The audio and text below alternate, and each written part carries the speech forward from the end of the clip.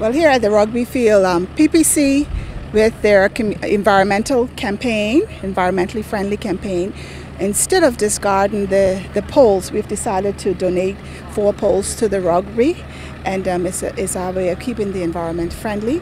And also, as a corporate citizen, we are doing a community project. This is one of our projects, community-wise, and it benefits the kids here on the island, so we think it's a good thing for us to do. According to Penn, by donating these light poles, PPC is keeping in theme with their green campaign. Actually, these poles are what we're actually taking up. They're used poles that have been used before that we're taking up, and I think it actually came from the guy Garrett from the rugby. He contacted the T&D manager and asked if it was possible for us to donate some poles to the rugby, and we thought it would be a good thing, instead of having to discard the poles, that we can donate it for a good cause. News 4 spoke with TCI Rugby Club President Keith Burnt, who was excited about the latest improvements to the rugby field. PPC has kindly come down here to the rugby field that has been developed over the last several years to put up 4 light posts. Our plan is that we've got light equipment on the way that we hope to have installed when the time changes at the end of October. So we're very grateful to PPC for coming down here and donating their time and equipment to put those posts up so that we can get a field that the country can enjoy.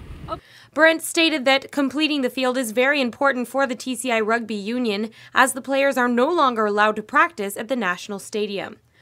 The Turks and Caicos Islands Rugby Football Union decided years ago that we needed our own facility to practice and play on so that we could control our own destiny and not be interrupted by other government-sponsored events. We were lucky enough to get a lease on 3 acres of land down here, which the owner has agreed to convert to freehold title once we have grass growing on the field. According to Brent, for the last 3 years, over $200,000 has been invested on an irrigation system for the field, and he is expecting that by the end of this month, enough grass will have grown to cover the field and the rugby players will begin to use it.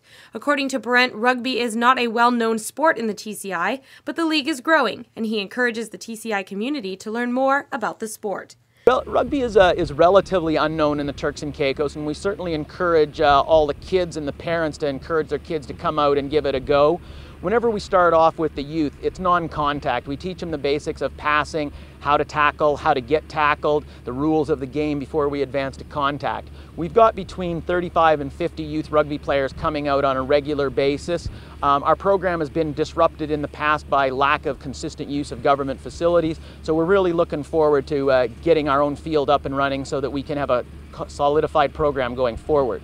In the meantime, with the help of PPC and other corporate sponsors, the new rugby field is well on its way to completion.